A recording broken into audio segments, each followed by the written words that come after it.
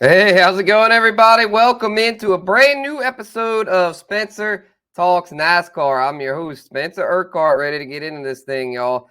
Discussing 2024 NASCAR Cup Series midseason driver grades because we're at the midway point of the regular season, 13 races into the 26 race regular season, and of course the 10 race playoffs after that. So we're going to grade all 35 full-time drivers. There's 36 chartered teams. Only one of the cars has a lot of different drivers. Kaulig, Rick Ware's second entry has had a couple others besides Kaz Grala. But for the sake of this, all these guys have started at least 11 races. Eric Jones had missed a couple due to injury, but everyone has started the majority of the races, 35 full-time drivers. We're going to grade each one on the A to F grading scale. And we're going to factor in a few things. Preseason expectations will be factored in somewhat. It'll mainly be about performance. But, for example, a guy like Kyle Larson will be graded more harshly than a guy, let's just say, Justin Haley. Just wanted to touch on a few things before we get rolling with it here. It's a huge weekend, y'all. This is like Christmas for racing fans. It's like Christmas morning. Indy 500, followed by the Coke 600. Let's hope the weather isn't a factor. And if it isn't, then it'll be a great day. But if it is, well, we'll just have to adjust and hope it doesn't cause Kyle Larson to miss the Coke 600 or the Indy 500, depending on how it shakes out. So hopefully Kyle will be able to pull off the double. We're all rooting for Kyle Larson to be able to do that. So let's hope that the weather cooperates. And so, yeah. And as this week has been a big week of news with NASCAR silly season. I did the silly season episode last weekend, and there have been a bunch more rumors that have come in since then. The latest being that NASCAR might consider cutting the max number of charters for each team from 4 to 3, which would be huge because there's only 3 4-car teams right now. Stewart-Haas planning on downsizing, but Hendrick and Gibbs might have to downsize. They saying though that they'll be grandfathered in the start, kind of like the way Roush was when they had to go from 5 to 4 teams. But I would think they'd eventually have to cut to 3 if this becomes the new rule. So that'll be interesting who would be axed in that case, because all 4 of their drivers for each team are pretty good. So it's going to be interesting to see what happens when all that shakes out. We'll have more clarity on that in the coming weeks. But anyway, let's get into these driver grades. Y'all are going to grade all 36 teams. We'll start off with the Chevy guys, followed by Ford and Toyota. So we're going to get into it here. Pull up the Cup standings here. We'll start off with an up-and-coming Chevy team. We'll start off with Spire. Start off with Spire Motorsports, see how their guys have been doing. And we'll have to just get this one out of the way here, y'all. Zane Smith will be our first driver to be graded. He is 35th in the point standings. No top 10s, a 29 average finish. Let's be real, y'all. He has been the worst of the full-time Cup guys. I mean, the numbers don't lie. He has been way off the pace, has just not been where he would like to be as a rookie. But we got to remember, Zane Smith's team was basically an expansion team because Spire was just a 2-car team last year. And so he's basically with a brand new team. He's not only a rookie, but his whole team are rookies, to where it kind of makes sense why he's struggling. I thought going in that maybe he'd do a little better, that his talent, because he's a very talented driver. I was thinking maybe his talent could win out, but it is not so far. But with the circumstances factoring, I'll go ahead and give him a D- instead of an F. I mean, he is stunk, but I mean, his teammates haven't been a whole lot better, especially Corey LaJoie. He has struggled. So let's get to Corey LaJoie next. He's got a top 5, top 10, but outside of that, he has really struggled. 22.9 average finish there for Corey LaJoie. Not the kind of breakout season he was hoping for. He was hoping for a breakout this year. He was thinking he might be a playoff contender with Spire on the rise, but that has not been the case for Corey LaJoie this season. He did have the top 5. I'll give him a D+ because of that. Probably thinking more of a D, but he had that one good finish there. So D+ for Corey LaJoie. Not been the kind of year he was hoping for. The third Spire guy, Carson Hocevar, also a rookie, took over that 77 car that last year really struggled with Ty Dillon, but this year's been pretty solid. I mean, 25th in points, 21.6 average finish, a top 10. Nothing flashy, but it's a lot better than it was last year. And considering how young Hocevar is, didn't race Xfinity. He was a trucks guy last year, already making the jump to Cup. I was kind of like, ooh, this might be rough. You know, I was kind of thinking he might be kind of like the way Zane Smith's been. But no, Hocevar has been the best Spire guy this year by a good amount. So with that factored in, I'm going to have to go ahead and give him a B- on the season. I know he's not really a playoff contender per se, but I mean, considering his other teammates have struggled and he's so young and inexperienced, I think he's had a really good start to his Cup career. So, yeah, I'll go with a B- for Hocevar. All right, so our next Chevy team, I guess we'll go with a JTG here, Ricky Stenhouse. Not been the kind of year he was hoping for. He's got a top 5, 2 top 10s. Outside of that, he has been not very good this year. The thing he is most remembered for, obviously, is last week's fight between him and Kyle Busch. That was crazy. That was so unexpected. I guess the reason it happened, though, was because of the way they couldn't leave. He got wrecked out, so he couldn't leave. So the anger was just building up all that time. So kind of makes sense, but, you know, just kind of silly to do all that over a non-points event. And, of course, I'm a Kyle Busch fan, so I'm, of course, not a Ricky Stenhouse fan. They are very much rivals, but got to be fair here. Got to be unbiased. So can't give him an F. I mean, he hadn't been that bad. And then JTG, it's just a single car team. He's doing what he can on a limited budget. 23 average finish. He was a lot better last year, though. I mean, he made the playoffs and won the Daytona 500. They've definitely fallen off this year. So I'll go ahead and give Ricky a D+. I'll go D+. Thought about maybe C-, but I mean, come on. They have not been good this season. So I'll go D+. We'll do Kaulig next, Daniel Hendrick. I mean, he's a guy that hadn't ran the full-time Cup season in a while, and he's I mean, he ain't doing great. I mean, 30th in points, 23.5 average finish. I mean, not very good, but 2 top 10s. And I mean, Kaulig equipment this year hadn't been that hot outside of when AJ Allmendinger's hopped in it. So, I mean, it's not awful. I mean, considering it's been a little while since Hendricks ran Cup this, you know, every week like this, I'll give him a C-. I'll be nice to Hendrick. You know, he's okay. He's nothing special. He's never going to be a star, but he's someone that he's okay. He's kind of like the modern day Paul Menard. You know, he's like a paid driver who every now and then can put together a good run, but he's never going to get you to the promised land. But, you know, I mean, that's the reality of NASCAR. You're going to always have at least a handful of paid drivers, it seems like. So Daniel Hemrick is what he is, C-. Moving on to Richard Childress Racing. Got to get the bad grades out of the way here. And we'll start, I guess, with Austin Dillon because, yeah, looking here at the bottom of the standings here, he's the only other Chevy guy I saw down here. Yikes. Yeah, it has been a brutal start for Austin Dillon.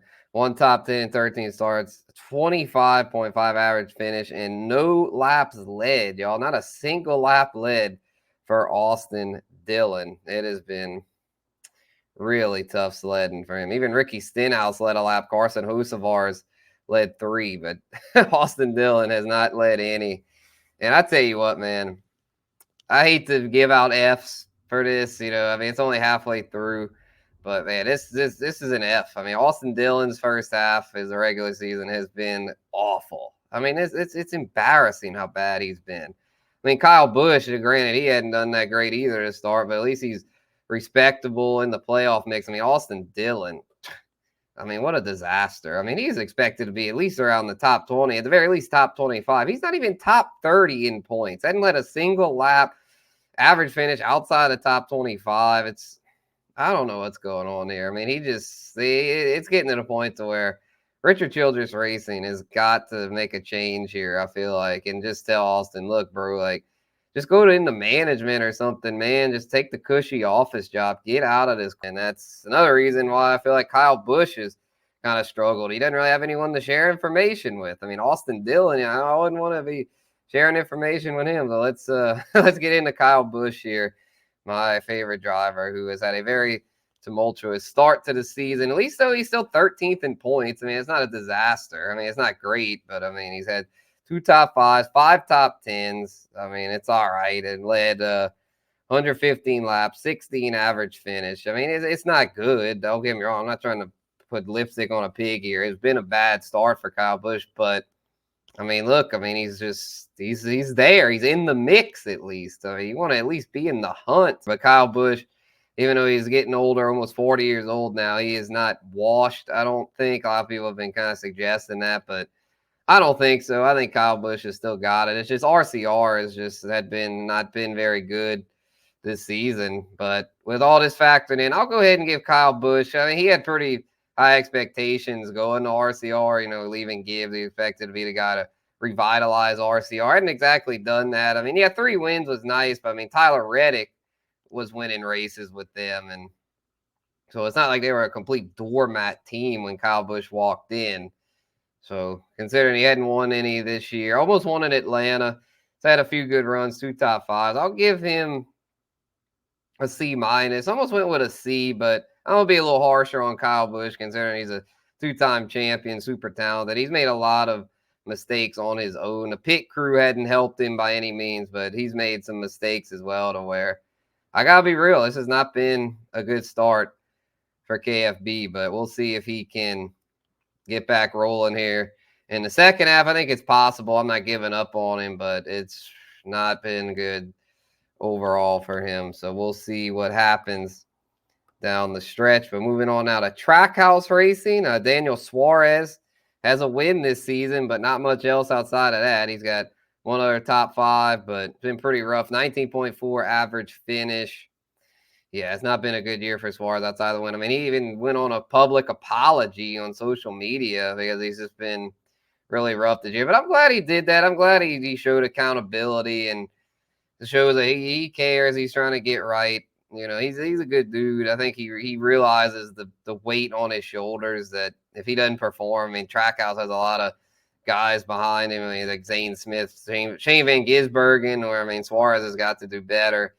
So we'll see if he can. I'll give him a C due to the win. If it wasn't for that, I'd be probably more like C minus, D plus. So C to me is a fair grade for him. And then his teammate Ross Chastain has been okay, but not at the level he would have hoped for. Been fairly consistent, 16 average finish, but yeah, it's just not been really where he let's see, a 13.5 average finish. My bad. So a little better. Okay, a little better. That's the average start, I believe, right there, 16. Yeah, 13.5 average finish. Not too bad. And then he's got the only thing, 1 top 5. That's disappointing. And only 4 top 10s. But he's avoided DNFs. It looks like he's at least been able to finish pretty much all races. So he's been consistent, but just not really consistently a front runner. So I'll give him a C plus. Not a terrible start, but he'll definitely need to do better if he wants to be where he wants to be down the stretch. And so I think that's all the Chevy teams outside of Hendrick. So let's just get into Hendrick here. We'll start with Bowman there, Alex Bowman, who's 9th in points here. Doesn't have a win, only 6 laps led, but has been very consistent with a 12.7 average finish, 4 top 5s, and 8 top 10s. So they're not really flashy, but considering how bad of a year he had last year, it's nice to see him recover, had a nice bounce back year so far. So I will give him on the season a B plus, because I mean his teammates have been so good, expect him to be a little bit better. But I mean, he's been right there. He's been very good. And if he can get a win or 2, he'll be in that A range by the time the playoffs come. So solid start, good stuff from Bowman there. B plus for show, maybe even A minus if you're being generous. We'll go next. William Byron there, 3 wins, tied for the series lead, 4 top 5s, 8 top 10s, a Daytona 500 winner. He has led a good amount of laps, not quite as many as you'd have thought though. 187, 12.5 average finish, very good. I mean, you gotta give him an A. I mean, you gotta give Byron an A. 3 wins and strong average finish. He's always up front.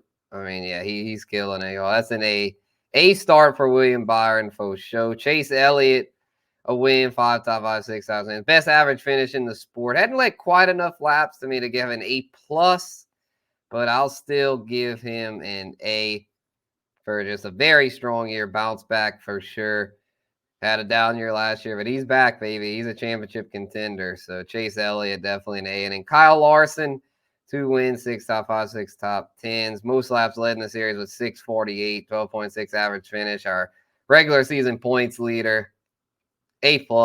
I mean, he is the A+ driver this season. You got to give out at least one A+, I feel like. And Larson's had an exceptionally strong year, and he's attempting to double. I mean, he's a superstar, y'all. Kyle Larson is a superstar, and it'll be interesting to see if a big brand will take a chance on him to really get him to being that next level superstar like Jeff Gordon was. So, yeah, Kyle Larson, A+, 2024. I mean, what else can you say? The guy is amazing. All right.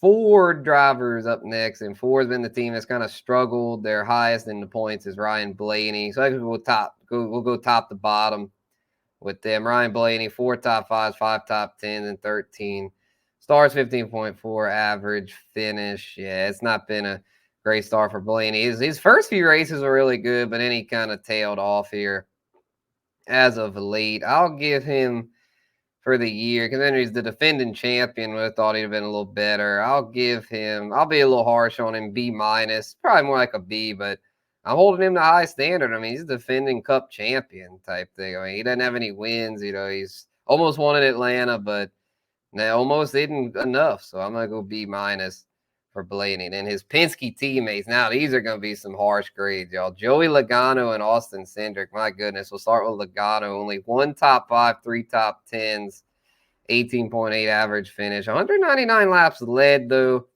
So with the laps led, that saves him from getting an F, but it has not been good. I'll give him a D. Logano gets a D. I feel like he has not been good on the season. Not been F. I mean, he's still right there around the playoff bubble. He could easily turn this ship around. I mean, he just dominated the All-Star race, but the All-Star race doesn't count. If the All-Star race counted, he'd be at least a C+, but the All-Star race doesn't count. So his season stats are still brutal. So we'll see if he can turn around. And All-Star race performance was encouraging. That just goes to show that Joey Logano is still a very capable driver, capable of winning and dominating races. So I think he'll definitely improve upon this grade, but D so far. He has not been good, but I think he's got more hope than his teammate Austin Cindric. Man, Austin Cindric, outside of a plate race that he did good, I mean, he is stumped this season. He has been really brutal this year. That average finish is just disgusting, 23.5. Ugh.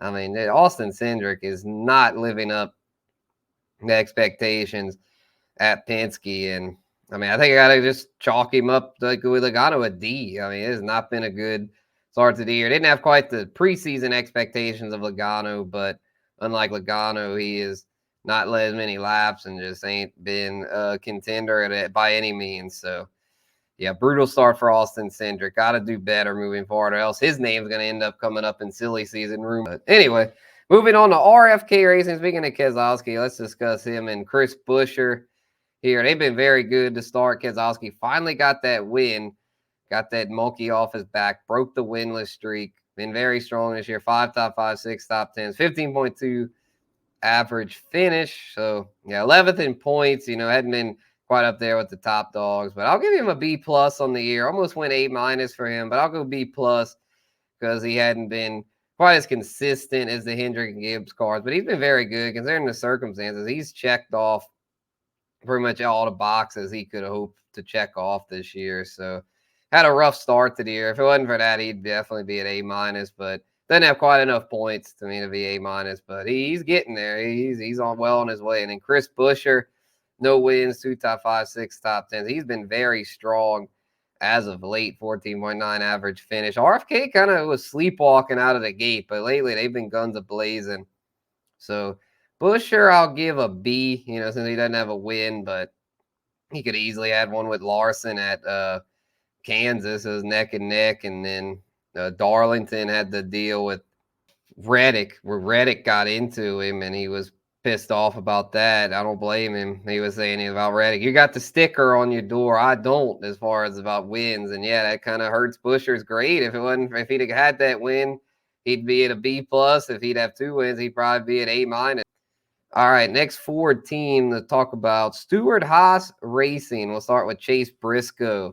who has had a surprisingly good season despite all the turmoil surrounding Stewart-Haas racing, the uncertain future. I mean, these guys are driving for future jobs, and a lot of them have stepped up. Briscoe has been very strong with a top five top 10s. Not really been a consistent contender to win, but I mean, 14.5 average finish, that's nothing to sneeze at. That's a very strong average finish. I mean, that's better than guys that have him points. Kyle Busch, Chris Buescher, Brad Keselowski. I mean, that's a respectable number. So because of that, I have to go ahead and give Chase Briscoe a B, maybe even a B plus. I mean, he's been very good this season. And he's a guy that, he made the playoffs a couple of years ago, missed it last year, Stewart-Haas, brutal year. But this year they've actually been better despite all the uncertainty. I think these guys are really driving with chips on their shoulder. So very strong start for Chase Briscoe, as well as his teammate Noah Gragson. He got hit with a points penalty, but if it wasn't for that, Noah Gragson wouldn't be too far behind Briscoe. I mean, 16.4 average finish. That's very good.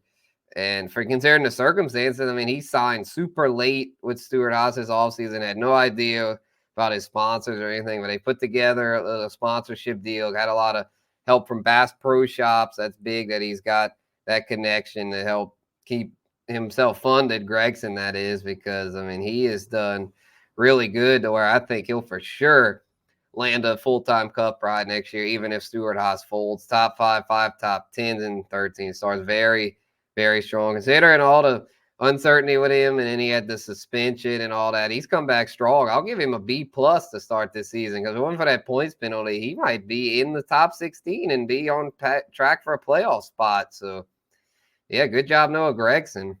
Very good start. Josh Berry, his teammate there in the 4, only one top 5, one top 10, but he's been pretty sneaky. He's been better lately. He had the top 5 last 2 weeks ago at Darlington, and it's just really started to come into his own. I feel like 20.5 average finish. Prior to that, I'd probably say he'd be more like a C plus, C plus, but he's been good lately. So I'll bump him up to B minus. You know, he's only a rookie, so we got to be a little more generous with guys that don't have as much experience. And then the last Stewart-Haas guy, Ryan Preece, who, like Gragson, got hit with a big points penalty. So his point standing a little deceiving, but overall not been a great year for him, though. 20.5 average finish, not terrible. That's the same as Barry. So he's one that he hadn't been as good lately, but he got off to a pretty decent start. And, you know, in the top 10, he's been all right. And he's the guy I feel like that's kind of been shortchanged by them. He had mentioned, expressed frustration about not being included in the driver private meetings that they were having at Stewart-Haas. He was kind of the odd man out. He seems to be, if they would sell one charter, he would be the first to go. So it's, considering all the circumstances that have been chucked at him, he's been all right. I mean, it's not been great, but I think I'd give him at least a C minus. And let's see who is next. Front row, we'll go Front Row Motorsports next. Ty Gilliland, a top 10 and 13 starts, 22.1 average finish. Led a good amount of laps, 95 laps led. So I'll give Todd, you know, he was someone that didn't have high expectations, but someone that could maybe be a breakout candidate. And if he'd have finished those plate races like he should have up front, he might have like a B minus grade on the year, but can't quite give him that good because he didn't finish those races. So I'll give him a C plus grade for the year. And his teammate Michael McDowell, 4 top 10 and 13 starts. That's pretty good, but his average finish, not as good, 22.7. But, you know, pretty good start for McDowell. Not great, though. And he's now a lame duck driver, being that he announced he's going to Spire next season. So, I mean, it's all right. I'll give him a C. And so who is left from the Ford camp here? That might be it. Oh, yeah, Wood Brothers. Wood Brothers racing. And Rick Ware. We've got a few more. All right, Wood Brothers. Harrison Burton. Where is he? Oh, there he is. 33rd in points. Blah! 1 top 10 and 13 starts. 27.5 average finish. Listen, y'all. I hate doing it, but this is an F. This is an F. I think it's only our second F of the day, but this is an F. I mean, Harrison Burton, awful. And, you know, you come into the year as a third year, you expect growth, but there's been no growth here. It's been regression. He has been a consistent back of the pack driver. Has not made nearly enough strides to me to keep this seat next year. And I think it's it's all but certain that he loses this ride. I mean, unless he would really have a big surge here, but I would think by June or July they'll be announcing his replacement once all the Stuart Haas stuff gets sorted out. We'll see, but yeah, Harrison Burton, brutal start. So moving on now to Rick Ware. Justin Haley, y'all. Justin Haley, and not point standing, not pretty. 1 top 10 and 13 starts. But we got to realize, y'all, this is Rick Ware Racing equipment. Rick Ware Racing has been the bottom tier team in the Cup Series now for like the past 5 years. But Justin Haley, they signed him to a multi-year deal, trying to show that they're serious as far as trying to compete in the Cup Series, helped them keep both of their charters. They made their case. NASCAR allowed them to keep 2 charters. And so the Haley full-time deal has worked out pretty good, I'd say. Not great, but pretty solid. 24.8 average finish. It's better than Austin Dillon, who's in RCR equipment. So with that being said, I'll give Haley a C plus on the season. Can't quite give him a B. He's not top 30 in points, but he's been very good to where he showed enough to me. A C plus is a fair grade. And his teammate Kaz Grala has not made all the starts, but he's made most of them. They're 11. 26.4 average finish. Nothing special from Kaz, but he's turning the laps well. He's kept the car one piece for the most part. So not bad for Kaz. I'll give him in the equipment. I'll see. C minus. That's all the Ford teams. Our last drivers grade, the Toyota drivers. Toyota. All right, let's move on to them. We'll start with Denny Hamlin.